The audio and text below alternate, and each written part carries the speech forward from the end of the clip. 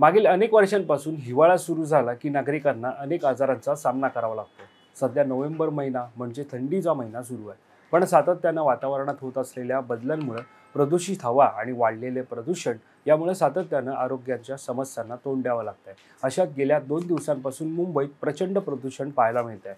मुंबईतील अनेक परिसर सकाळच्या सुमारास असो अथवा रात्रीच्या सुमारास बुरकट किंवा दिसेनासं होतं। त्याचं कारण मुंबईत पसरलेली राख। पण हिवाळ्यात तर धुकं पसरतात, अचानक राख कुठून आली आणि राख असेल तर ती कसली आहे असा सवाल उपस्थित केला जातोय। तर जाणून घेऊयात मुंबईतील हवेत राख कुठून आली। नमस्कार, मी वैभव पाटील, तुम्ही पाहतात माय महानगर लाईव्ह। इथिओपिया देशाच्या हेली गुब्बी प्रदेशात रविवार 23 नोव्हेंबर रोजी ज्वालामुखीचा उद्रेक झाला।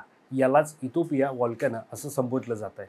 जवळपास 10,000 वर्षात पहिल्यांदाच इथिओपियामध्ये अशी घटना घडली आहे। ज्वालामुखीचा उद्रेक झाल्यानंतर राख आणि सल्फर डायऑक्साईडचा मोठा लोट आकाशात पसरलाय। धक्कादायक बाब म्हणजे हीच राख आता भारतातील दिल्ली आणि मुंबईत पोहोचली आहे। त्यामुळे भारताच्या DGCA म्हणजे नागरी विमान वाहतूक महासंचालनालयानं सर्व विमान कंपन्यांना महत्त्वाची सूचना जारी केली आहे, ज्यामध्ये स्पष्टपणे सांगण्यात आलंय की ज्वालामुखीची राख असलेल्या क्षेत्रांवरून उड्डाणे टाळण्यात यावी। इथिओपियामधील ज्वालामुखीचा धूर सामान्य वाटतो, परंतु प्रत्यक्षात मात्र हा धूर म्हणजे ज्वालामुखीची राख, ज्यामध्ये लहान काचेसारखे कण असतात। अशी राख जोरदार वाऱ्यांसह लांब अंतर प्रवास करू शकते, त्यामुळे आंतरराष्ट्रीय हवाई मार्गांवर परिणाम होतो। वाऱ्याने वाहून नेलेली ज्वालामुखीची राख आंतरराष्ट्रीय हवाई क्षेत्रांपर्यंत पोहोचली, ज्या क्षेत्रांवरून अनेक भारतीय विमानं दररोज उड्डाण करत असतात।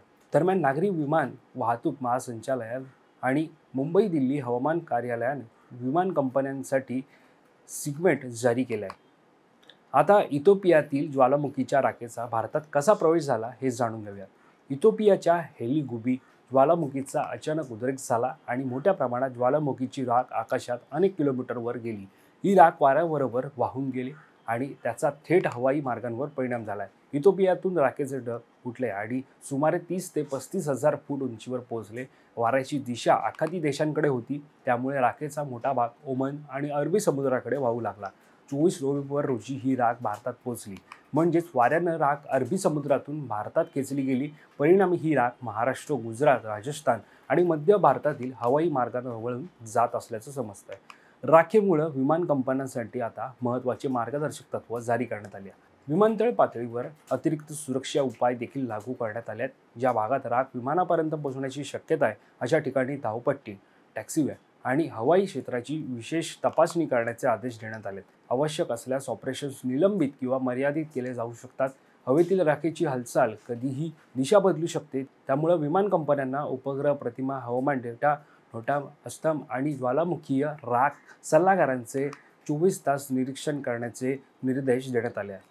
तुम्हाला या संदर्भात काय वाटतं हे आम्हाला कमेंट करून नक्की कळवा आणि या संदर्भातली अधिकची माहिती जाणून घेण्यासाठी तुम्ही माय महानगर लाईव्हला सबस्क्राईब करायला विसरू नका।